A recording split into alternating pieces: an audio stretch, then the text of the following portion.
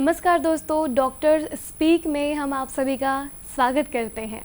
जैसे कि कोरोना की दूसरी लहर आई है, हर इंसान बहुत ज़्यादा डरा हुआ है, लेकिन बहुत ज़्यादा डरना भी नहीं है, उससे ज़्यादा हमें सावधानी रखने की ज़रूरत है। ऐसे में ये सिद्ध हो रहा है कि डॉक्टर्स भगवान का दूसरा रूप है। सच में डॉक्टर्स भगवान का दूसरा रूप ही सिद्ध हो रहे हैं अभी। ऐसे में एम्स दिन रात मेहनत कर रहा है और सबसे बड़े हॉस्पिटल एम्स के निदेशक डॉक्टर नितिन एम नागरकर जी हैं हमारे बीच यहाँ पर। तो सर, बहुत बहुत स्वागत है आपका हमारे शो में। बहुत बहुत धन्यवाद। जी जी, इतने बिजी शेड्यूल से ये हमारे बीच आए हैं और आप सभी के सवालों के जवाब देंगे, गांव-गांव तक अपनी बातें पहुंचाएंगे। कोरोना से संबंधित बहुत सारी ऐसी बातें हैं जो जाननी बहुत ज़रूरी है। कुछ भ्रांतियाँ फैल रही है, कुछ चीज़ें हैं जो हमें जानना चाहिए ही चाहिए।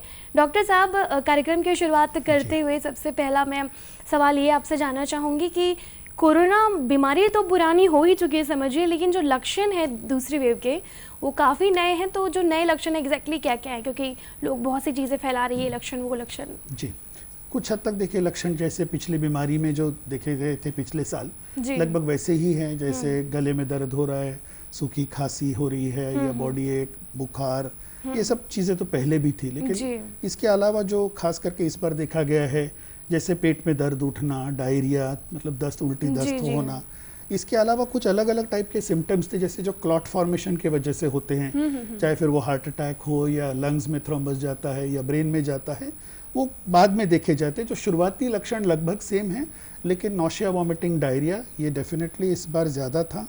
और एक ही परिवार के अन्य सदस्य, काफ़ी सारे सदस्य भी इसमें देखे गए कि उन संक्रमित हुए।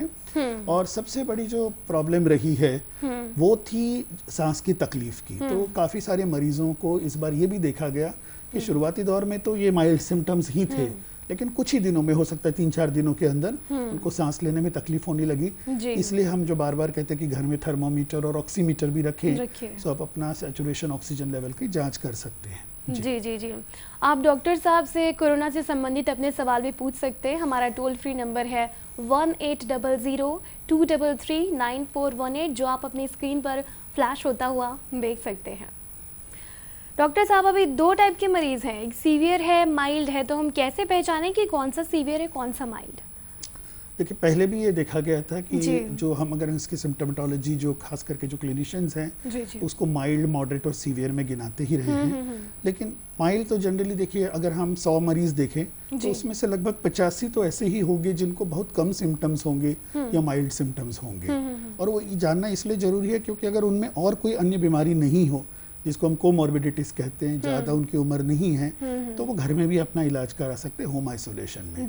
बाकी जो लगभग 15% हैं जो जिनको हॉस्पिटलाइजेशन की ज़रूरत है, क्योंकि हम जिनको सीवियर आप सिम्टम्स जिसकी बता रहे हैं, या और उनको अन्य बीमारी जैसे डायबिटीज़ है, ब्लड प्रेशर है, किडनी डिजीज़ हैं, तो उसका बेहतर होता है कि वो लोग हॉस्पिटलाइज हों।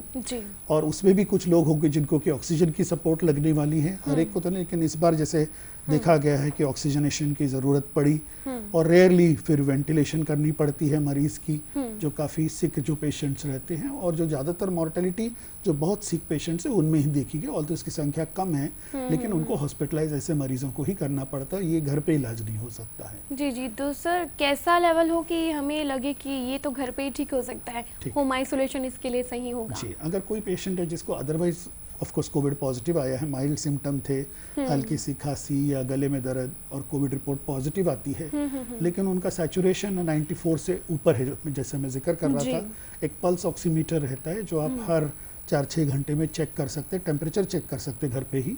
और अगर और कोई कोमॉर्बिडिटी नहीं है, जिसका डायबिटीज़, ब्लड प्रेशर वगैरह में जो जिसका हार्ट डिजीज़, और अगर उम्र भी मतलब ये नहीं कि 60-70 साल के जिसको कि और रिस्क फैक्टर्स नहीं हो, तो वो डेफिनेटली होम आइसोलेट हो सकते हैं।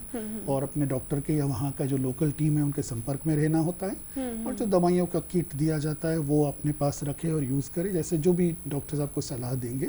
ज़्यादा उसमें इलाज की बहुत ज़्यादा ज़रूरत नहीं पड़ती, लेकिन मॉनिटरिंग ज़रूरी है। कभी कभार ऐसा हो सकता है कि किसी उसमें भी पेशेंट को सांस में तकलीफ डेवलप हो, छाती में दर्द हो, खांसी डेवलप हो, या सैचुरेशन ड्रॉप करने लगे, 90 आ जाए या 90 से नीचे जा रहा है, तब हॉस्पिटलाइज करने की भी ज़रूरत पड़ सकती है।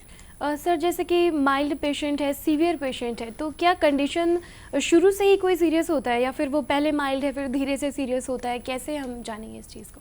पहले तो हम लोग ऐसे ही देखते थे जैसे आपने कहा, पहले 2-3 दिन उनको लगा कि फीवर है और उसके बाद बॉडी एक है, तब तक रिपोर्ट पॉजिटिव आ जाती है।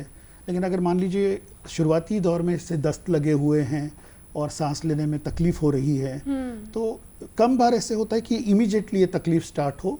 यूजुअली 2 से 3 दिन लगते हैं, 2 से 3 दिन या 4 दिन में पता लग जाता है कि सांस में तकलीफ बढ़ने लग गई।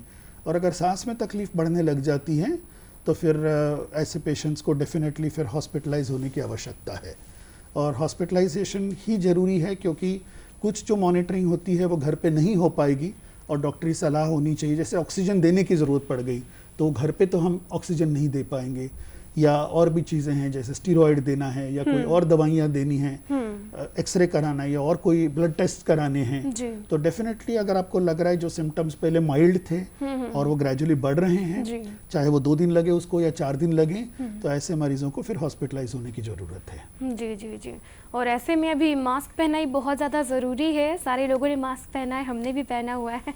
तो डॉक्टर साहब, मैं जानना चाहूँगी कि जैसे कि जो मरीज़ होम आइसोलेशन में है, जो अपना ट्रीटमेंट घर पे ही कर रहे हैं, तो उनकी दिनचर्या कैसे हो, वो कैसे मतलब ऐसा क्या करे जिससे वो ठीक भी रहे और जल्दी रिकवर भी करने लगे? जी हाँ, जैसे तो मैंने बताया कि यूजुअली इनके सिम्टम्स बहुत कम रहते हैं, ना के बराबर रहते हैं, लेकिन पक्की बात है कि अपना नॉर्मल डाइट लेना, गर्मी के दिन है तो एडिक्वेट फ्लूइड्स जिसको हम हाइड्रेशन कहते हैं वो होना, और एक किट दिया जाता है उसमें कुछ दवाइयाँ ज़रूर होती हैं। मोस्ट इम्पॉर्टेंट उसमें कुछ बी कॉम्प्लेक्स होते हैं, पैरासीटामॉल जैसे अगर बुखार है या बॉडी एक है, ज़्यादा सिम्टम्स है तो डेफिनेटली हॉस्पिटलाइज किए जाते हैं। तो इतनी की ही सावधानी रखें, अच्छा डाइट ले, अच्छी फ्लूइड्स ले, और यही कोशिश होनी चाहिए कि अगर आप अकेले हैं फैमिली में जिसको कि संक्रमण हो, बाकी लोग नॉर्मल हैं, तो आपका एक अलग कमरा होना चाहिए, आपका अलग टॉयलेट होना चाहिए और खाना आपको प्रोवाइड हो, लेकिन आप बाकियों से ना मिलें। और अब तो बार बार ये कहा जाता है तो मास्क आप बाहर तो पहने ही, अगर वैसे तो कम जाएं बाहर, लेकिन अगर बाहर जाने के बाद में तो आवश्यकता पड़ती है तो मास्क पहने। इवन घर में भी मास्क पहने, जो बाकी जो लोग जो इंडिविजुअल्स है वो भी घर में भी मास्क पहने। तो ये अगर हम व्यवस्था रखें, अलग से कमरा, अलग से टॉयलेट, सेपरेट उनका खाना पीना, लोगों से नहीं मिलना, तो ये 10 दिन कम से कम इसका पालन करना ज़रूरी है। सर, तो कुछ पेशेंट्स हैं जैसे रूम में हैं, लेकिन क्या वो कुछ देर के लिए भी बाहर नहीं आ सकते अगर उन्हें कुछ काम है या जो भी चीज़ है? कोशिश तो यही होनी चाहिए कि देखिए, क्योंकि एक्टिव इन्फेक्शन आप दूसरों को फैला सकते हैं, और सबसे बड़ा खतरा ये है कि मान लीजिए आप खुद तो ज़्यादा सिम्टम्स नहीं है, यंग पेशेंट है, इस बार तो यंग पेशेंट्स में भी हमने सिवियरिटी ऑफ सिम्टम्स ज़्यादा देखी है, प्रेग्नेंट लेडीज़ में भी देखी है। तो ये हो सकता है आपको कम सिम्टम है लेकिन आप और किसी को संक्रमित कर सकते हैं परिवार में ही, और जिनको फिर ज़्यादा सिम्टम्स हो सकते हैं, हॉस्पिटलाइज भी करना पड़ सकता है। तो कोशिश यही है, अगर है हमको तो इस कड़ी को रोकना है, और परिवार में ही सबसे ज़्यादा रिस्क रहता है, 1 से 4-5 आदमी जो परिवार वाले हैं उनको खतरा रहता है संक्रमण हो जाने का, इसलिए वो कड़ी को हमको घर में भी रोकना है। जी जी। सर, एज ग्रुप कौन सा एज ग्रुप है जो ज़्यादातर उसके ही मरीज सामने आ रहे हैं इस बार? देखिए, पिछले साल अगर हम देखें शुरुआती दौर में तो जो अब्रॉड से आए थे यंगर ग्रुप थे वो थे, धीरे धीरे हमने ये देखने लगे जो ज़्यादा सिक पेशेंट्स थे, जिनकी उम्र ज़्यादा थी या जिनको और कोई कोमॉर्बिडिटी थी जिसका मैं जिक्र कर रहा था, और 50-60s के भी पेशेंट्स थे। इस साल तो सब एज ग्रुप के पेशेंट्स आ रहे हैं। बच्चे कुछ कम हैं, लेकिन नेचुरल है कि वो जो लेस एक्सपोज्ड रहा है उस वक्त, वो धीरे धीरे बाहर जाएगा तो ज़्यादा एक्सपोज्ड होंगे। जैसे इस बार जो यंगर एज ग्रुप की, जिसके लिए अभी तो खैर इसीलिए 18 से 45 के जो वैक्सीनेशन की जो ड्राइव स्टार्ट हो रही है वो इसी के लिए, क्योंकि यही ग्रुप है जो अपवर्डली मोबाइल जिसको कहते हैं, बाहर जाएगा नौकरी के लिए, पढ़ाई के लिए, तो पब्लिक में मूवमेंट होगी, और उसका कारण है कि उनका इस बार नंबर्स ज़्यादा है कंपेयर टू लास्ट टाइम। जी जी। सर, ये कारण तो भी नहीं है कहीं कि जो पहले बड़े एज के हैं उनको पहले वैक्सीन लगी, क्योंकि देखिए जो 18 प्लस है उनको बाद में लग रही है, तो कहीं इस वजह से तो ऐसा नहीं है कि ये भी कहीं एक कारण तो नहीं है इसका? इसके बारे में भी डिस्कशन हुई है जी। लेकिन लोगों का ये मानना है कि ठीक है, उसका वैक्सीनेशन तो डेफिनेटली एक सर्टेन प्रोपोर्शन को हो चुका है, लेकिन सबको नहीं हुआ है, बट वो एक फैक्टर हो सकता है। प्लस वो लोग इतना बाहर भी नहीं जा रहे हैं, तो दोनों बातें हैं कि वैक्सीनेशन भी उनको मिल रही है और उतनी उनकी मूवमेंट बाहर नहीं हुई है, वो उन्होंने अपने आप को काफ़ी हद तक घरों में रेस्ट्रिक्टेड रखा, जो कि एक अच्छी बात है। ये प्रूव करता है कि वैक्सीनेशन और बाहर नहीं निकलने से नंबर ऑफ केसेस कम हो जाते हैं। बिल्कुल। और सर, प्लाज्मा थेरेपी बहुत एग्जिस्ट कर रही है, तो ये कैसे काम करती है, कितनी कारगर होती है ये? इसके ऊपर काफ़ी रिसर्च हुआ। ये एक नॉन स्पेसिफिक थेरेपी है, और जैसे जो 100 साल पहले जो स्पेनिश फ्लू जिसको कहते थे वो जब आया था उस वक्त भी इसको ट्राई किया गया। तो जो पेशेंट्स ठीक हो चुके होते हैं उनके बॉडी में, ब्लड में, मतलब प्लाज्मा में एंटीबॉडीज तैयार होते हैं उस वायरस के लिए। तो उसको ब्लड एक्सट्रैक्ट करके उसमें से प्लाज्मा निकाल के, जिनमें अच्छा एंटीबॉडी रिस्पॉन्स है, उसको कन्वालेसेंट प्लाज्मा कहते हैं। और वो प्लाज्मा जो इन्फेक्टेड कोविड पेशेंट है शुरुआती दौर में, जब बाद में देने का कोई फ़ायदा नहीं है, इसमें ट्राई किया गया है। लेकिन काफ़ी सारा रिसर्च जो ICMR, हमारे जो गवर्नमेंट ऑफ इंडिया की तरफ से बहुत सारे उसमें इंस्टीट्यूट्स इन्वॉल्व थे, हम लोग भी थे, और वो ब्रिटिश मेडिकल जर्नल में पब्लिश हुआ, उसमें बहुत ज़्यादा बेनिफिट नहीं दिखाया गया है। लेकिन क्योंकि इसके अगेंस्ट कोई अभी भी स्पेसिफिक थेरेपी नहीं है, ड्रग्स नहीं है, तो ये एक अभी भी एक एक्सपेरिमेंटल ट्रायल थेरेपी के तौर पे है। लेकिन मतलब इसके ऐसे कोई फिक्स्ड ऐसे रिजल्ट्स नहीं है। मतलब प्लाज्मा थेरेपी से मतलब बहुत ज़रूरी नहीं है कि जान बची जाए? नहीं, ऐसा कुछ नहीं, कम चांसेस है। और सर, जैसे कि अब थेरेपी की बात आ रही है, दवाइयों की बात आ रही, तो मैं रेमडेसिविर की तरफ जाना चाहूँगी। सर, बहुत ज़्यादा इनाम सुनने को आ रहा है, तो रेमडेसिविर है वो कितना हद तक कारगर है? लोगों को कमी पड़ जा रही है इनके ऐसे में? देखिए, ये वायरस जैसे आपने बोला पिछले साल से है, तो लगभग 1 साल, 1.25 साल से तो ये वायरस है जिसके ऊपर स्टडी हुई है, काफ़ी सारे कंट्रीज़ में हुई। और ये रेमडेसिविर एक एंटीवायरल दवाई है जी, जो पहले इबोला इन्फेक्शन, जो वायरल इन्फेक्शन हुई था, उसके अगेंस्ट यूज़ हुई। तो इस बार ट्राई की गई और ये देखा गया कि कुछ जो मॉडरेटली सीवियर या सीवियर केसेस हैं, जो ऑक्सीजन थेरेपी से, स्टीरॉयड से नहीं ठीक हो पा रहे थे, उनमें इसका ट्रायल किया गया और उनमें ठीक रिस्पांस कुछ पेशेंट्स में पाया गया। लेकिन माइल्ड केसेस में इसका कोई रोल नहीं है, उसके बाद लेट स्टेजेस में इसका फिर कोई रोल नहीं है, और लोग कुछ घर पे लगाने लग गए, जो कि बिल्कुल गलत है। तो ये सिर्फ डॉक्टरी देखरेख में एक स्पेसिफिक ग्रुप ऑफ पेशेंट्स को दिया जाना है, और वो भी क्योंकि जिसको लिवर और किडनी डैमेज है उसको नहीं दे सकते हैं। तो अपने आप से तो बिल्कुल नहीं देना है, वो आपके डॉक्टर्स उसके बारे में सोचेंगे।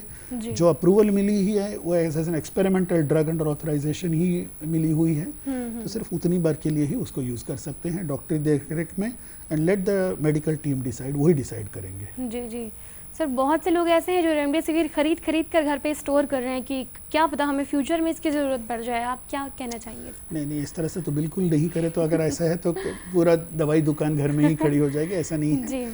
हमको तो सिर्फ वही दवाइयाँ रखनी हैं जो ज़रूरत की हैं। जैसे मैंने बताया, पैरास्टामोल रखें, बी कॉम्प्लेक्स रख सकते हैं, एंटी एलर्जिक, ये सब दवाइयाँ घर में रखते हैं। एडिक्वेट, और जैसे ORS है वो रख सकते हैं, जैसे डायरिया वगैरह, वो कॉमन चीज़ें हैं वो रखें, और खूब पानी वगैरह पिएं। बाकी अगर ज़रूरत पड़ती है तब ये दवाइयाँ लेनी हैं, और सरकार ने ये दवाई अब इस तरह से उसकी मैन्युफैक्चरिंग को भी कंट्रोल किया है, अब एडिक्वेटली मिल रही है। और यहाँ छत्तीसगढ़ में बहुत अच्छा है कि गवर्नमेंट के थ्रू ही हॉस्पिटल्स को डायरेक्टली दिया जा रहा है, सो दैट वो रेगुलेटेड रहता है, जिसको ज़रूरत है वो दवाई उसको ज़रूर मिले। यही मेन थिंग है। सर, बहुत से लोगों को मैंने देखा है जो होम आइसोलेशन से ठीक हो गए हैं, वो लोग स्टेटस डाल रहे हैं कि हमने ये दवाइयाँ खाई है, इससे हम ठीक हो गए। बहुत से लोगों को मैंने ये भी सुना है कि भाई मुझे लगा कि मुझे सिम्टम है, मैं दवाई खाई, मैं ठीक हो गई। किस हद तक सही है ये? क्योंकि ज़रूरी नहीं है मेरे ख्याल से कि सारी दवाइयाँ सबको सूट करे। या बिल्कुल, ये देखिए, ऐसा है कि हम लोग अब जिस स्टेज में हैं, इसको एविडेंस बेस्ड मेडिसिन का एरा कहते हैं। जब तक एडिक्वेट प्रूफ नहीं रहता है, चाहे वो वैक्सीन हो, एंटीवायरल ड्रग्स हो, या कोई भी मेडिसिन चाहे किसी भी बीमारी के लिए हो, जब तक प्रॉपर वैलिडेशंस नहीं होते, प्रॉपर स्टडीज़ नहीं होते, क्लिनिकल ट्रायल्स नहीं होते, उसको कारगर दवाई नहीं मानी जाती है। तो हियर से है कि हम कहेंगे कि ये मैंने खाया, अच्छा लगा, वो ऐसा नहीं हो सकता है।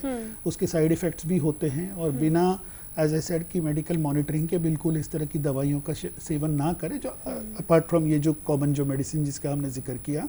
तो अपने आप से सेल्फ मेडिकेशन ना लें, और आपके डॉक्टर्स हैं, और हमारे देश में अच्छे मेडिकल टीम अवेलेबल है, और पिछले साल से लेकर इस साल तक सरकारें, प्राइवेट सेक्टर सब काफ़ी हद तक तैयार है इस चीज़ के लिए, और आपको प्रॉपर एडवाइस मिल जाएगा, वो आप लीजिए। उसके बाद वो जैसे भी कहते हैं वो आप फॉलो करें, वो दवाइयाँ उनको सूट करने के हिसाब से। और सर, जैसे कि बहुत से लोग कहते हैं कि स्टीम लेना भी बहुत फ़ायदेमंद है, तो आप क्या कहना चाहेंगे इस बारे में? देखिए, मैं कि इंटी सर्जन हूँ, और स्टीम का रोल रहता है, जैसे जुकाम में, ठीक है ना, वो आपका नेसल म्यूकोसा है, उसको थोड़ा मॉइस्ट रखता है, सिक्रीशंस जो हैं वो फिर ड्रेन आउट हो जाते हैं, जो थिक सिक्रीशंस को थिन बनाता है, तो वो एक उसका जनरल बेनिफिट है। और वो एक जनरल सिम्टोमेटिक ट्रीटमेंट का पार्ट है, वो क्यूरेटिव नहीं होता, लेकिन एक जनरल सपोर्टिव ट्रीटमेंट का रोल जरूर है स्टीम इनहेलेशन। तो अगर रेगुलरली कोई स्टीम लेते हैं तो क्या ये बात सच है कि इसमें खतरा थोड़ा कम हो जाता है कोरोना का? वो तो नहीं है, लेकिन जिनको है जुकाम का, जिनको प्रॉब्लम रहती है, जो क्रस्ट ज़्यादा बनते हैं, उनमें हम रेकमेंड करते हैं। हर को शायद नहीं ज़रूरत पड़ेगी, जिनके passages otherwise nasal passages normal है उनको शायद नहीं ज़रूरत है इसकी। सर अभी बहुत सारी दवाइयाँ आ रही है, जैसे कि सांस की हम इसे स्मेल करेंगे तो जो कीटाणु है वो चले जाएंगे, माउथ की आ रही है हम इसे स्प्रे करेंगे, तो ये किस हद तक कारगर है सर? देखिए, अच्छा हाइजीन रखने की जहाँ तक बात है वो तो रखना ही है। नॉर्मल अपना अच्छा ओरल हाइजीन हुआ, ब्रश करना, वहाँ तक तो सब ठीक है। वो कोई वायरस के अगेंस्ट कितना पहले से ही प्रिवेंट करेगा ये तो कहना बहुत मुश्किल है, लेकिन जनरल मेजर्स हैं ये, और वो जनरल मेजर्स अच्छा हाइजीन रखना तो बिल्कुल जरूरी है। ओरल हाइजीन तो डेफिनेटली रखे, दिन में जैसे 2 बार ब्रश करना है, नॉर्मल हाइजीन मेंटेन करना है, वो सब चीज़ें, पर्सनल हाइजीन तो जरूर रखना है। जी जी जी, क्योंकि वायरस जहाँ हाइजीन नहीं है वहाँ तो बहुत जल्दी आएंगे डेफिनेटली। जी सर सीटी स्कैन का कितना योगदान होता है इस चीज़ को स्कैन करने में? देखिए, सीटी स्कैन, एक्सरेज, ये सब इन्वेस्टिगेशंस हैं, या इवन बहुत तरह के ब्लड इन्वेस्टिगेशंस इस पर्टिकुलर बीमारी, अगर हम कोविड की ही बात करें, कोविड इन्फेक्शन में, तो कौन से पेशेंट में एक्सरे से ही काम चल जाएगा या सीटी स्कैन कराना है, फिर वही बात है, डॉक्टरी सलाह से ही काम ये सब कराएं। एडवांटेजेस जरूर हैं, जैसे ये इन्वेस्टिगेशंस बहुत कारगर भी हैं। एक्सरे से भी बहुत सारी चीज़ें पता लगती हैं कि कहीं पैचेस डेवलप हो रहे हैं, सिमिलरली सीटी स्कैन में कहीं ओपेसिटीज डेवलप हो रहे हैं, किस एरिया में हो रहा है, और स्कोर वगैरह। बट ये सब वेदर RT-PCR टेस्ट कराना है या एक्सरे कराना है, सीटी स्कैन कराना है, ये बहुत तरह से ब्लड टेस्ट से जो हमको हेल्पफुल है इस पर्टिकुलर कोविड इन्फेक्शन में, वो डॉक्टर्स अपने हिसाब से चेक करके जरूर करा लेंगे। इन्वेस्टिगेशंस बने ही इसीलिए हैं सो दैट वो हमारे को डायग्नोसिस में और इलाज में हमको सपोर्ट करें, और वो डॉक्टर्स बिल्कुल जहाँ ज़रूरत है उसका फ़ायदा लेते हैं। जी जी।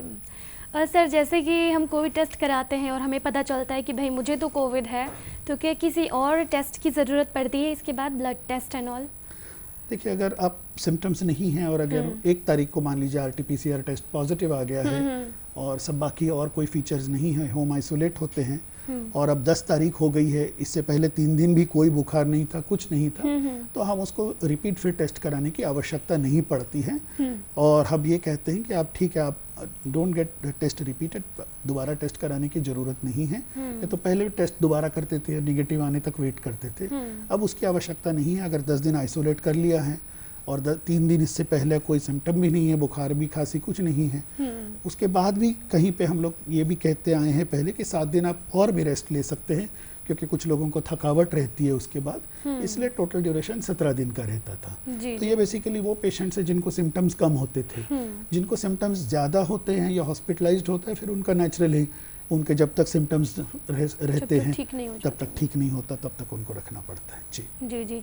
सर कोरोना से अगर कोई ठीक हो जाता है तो क्या उसके बाद भी फैमिलीज़ को उनसे थोड़ा सा बच के रहना चाहिए कि कहीं वायरस ना फैल जाए?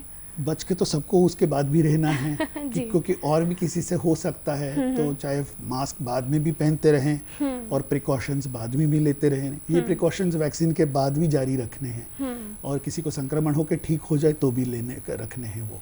जी जी। और सर क्या कोई ऐसी दवा है जो कोरोना से बिल्कुल बचा सकती है, या पहले या बाद में?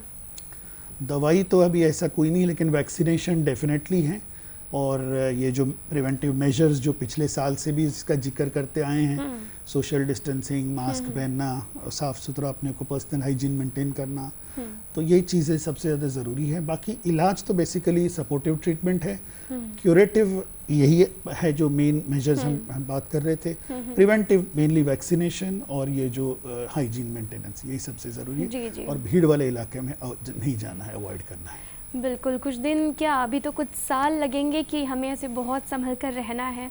सर वैक्सीनेशन की जहाँ पर बात आई है, गांव वाले बहुत ज़्यादा डरे हुए हैं वैक्सीन से, लोग विरोध करते हैं, लोग मारपीट तक नौबत आ जाती कि हम वैक्सीनेशन नहीं कराएंगे।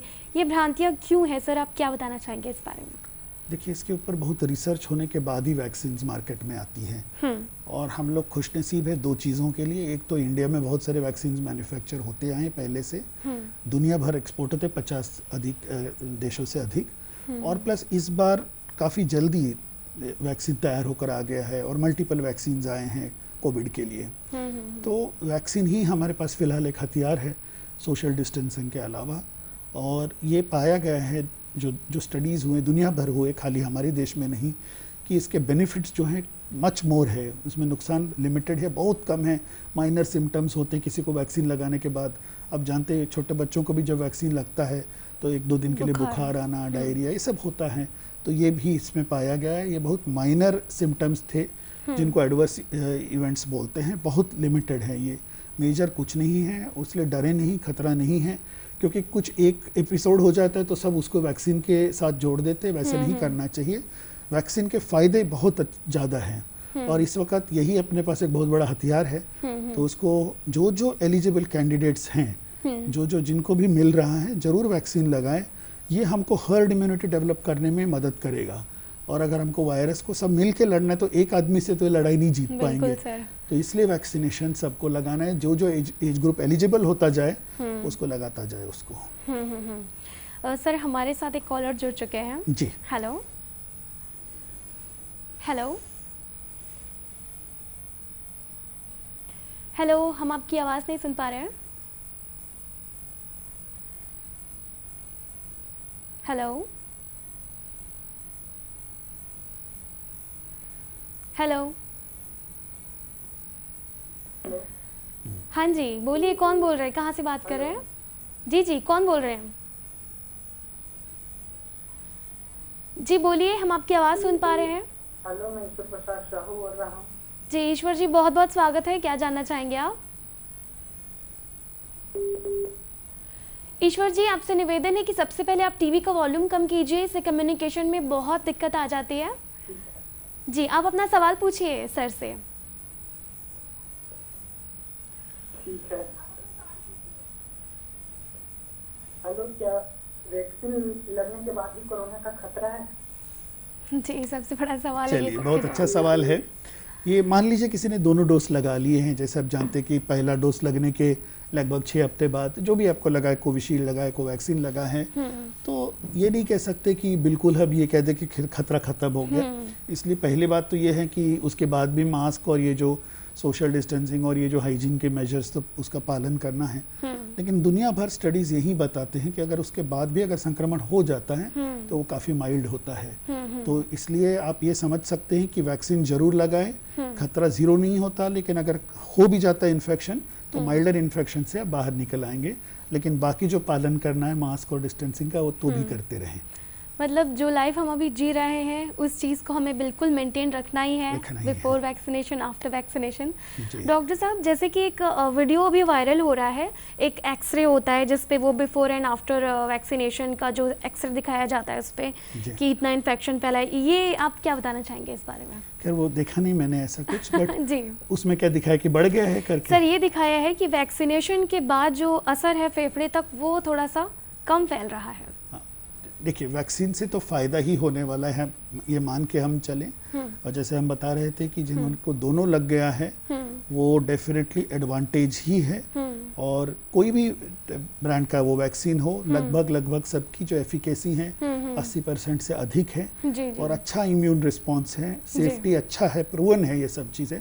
इसलिए डरे नहीं, भ्रांतियां नहीं पाए। कुछ होता है तो अपने जरूर विशेषज्ञों से पूछे और वो जैसे कहते हैं वैसे करे। और जैसे हम लोग बार बार इसका जिक्र करते हैं, बचपन में सबको वैक्सीन लगे हैं, इसलिए आज हम इतने बड़े हुए हैं। छोटे रहते बचपन में बहुत सारे वैक्सीन जो यूनिवर्सल इम्यूनाइजेशन प्रोग्राम के तहत हम सबको लगे हैं, इसलिए आज हम लोग की पॉपुलेशन हेल्दी भी है काफ़ी हद तक। तो वैक्सीन जरूर लगाएं और इसका भी लगाएं। जी जी। और सर, जैसा कि हमारे पास वक्त की कमी है तो मैं एंड में चाहूँगी कि हमारे दर्शकों के लिए कोई मैसेज आप दे जाएं। जी धन्यवाद। और हम सब सोशल डिस्टेंसिंग का पालन करें जी। और मित्रों, आप लोगों को मिलने के लिए मैं पहली बार अपने कैंपस से बाहर निकल के आया हूँ 1 महीने बाद। जी, तो ये समझे कि कितना ज़रूरत है कि हम लोग पब्लिक में मूवमेंट कम से कम रखें। अभी तो खैर लॉकडाउन था, लॉकडाउन जब खुल भी जाएगा तो जब तक ज़रूरत नहीं है बहुत ज़्यादा बाहर ना निकले। खैर जिनके प्रोफेशन ऐसे होते हैं जिनको बाहर रहना है, जैसे डॉक्टर्स है, फ्रंटलाइन वर्कर्स हैं, वो अपना प्रिवेंशन प्रोटेक्शन ले, घर में भी मास्क पहने, घर में भी साफ सफाई रखें। जिनको अर्ली सिम्टम्स भी महसूस होते हैं, चाहे बॉडी एक हो, फीवर हो या गले में दर्द हो रहा है, खांसी हो रही है, सूखी खांसी हो रही है, वो ज़रूर अपनी जांच कराएं। और जो एलिजिबल कैंडिडेट्स हैं वैक्सीन लगाएं। जिन्होंने नहीं लगाया है अभी भी जा करके अपने जो वैक्सीन के जो केंद्र हैं वो ग्रेजुअली फिर एक बार जैसे जैसे वैक्सीन अवेलेबल होता जाएगा, वैक्सीन फिर वो सेंटर्स में अवेलेबल होंगे ही। अब जाइए और ज़रूर अपना वैक्सीनेशन कराइए। और जैसे आपने कहा कि शायद लंबे अरसे तक हमको इस चीज़ का ये सब नॉर्म्स का पालन करना है, तो और ये वैसे भी ज़रूरी रहेगा। अपने अच्छे हाइजीन और गुड हेल्थ और अच्छा डाइट वो आगे भी काम में आएगा। जी जी, तो बहुत बहुत शुक्रिया सर, आपने इतने बिजी शेड्यूल से आप यहाँ पर आए और हमारे दर्शकों को इतनी सारी जानकारी दी। तो हमारे साथ थे एम्स के निदेशक doctor Nitin M Nagarkar sir. Sir बहुत बहुत धन्यवाद।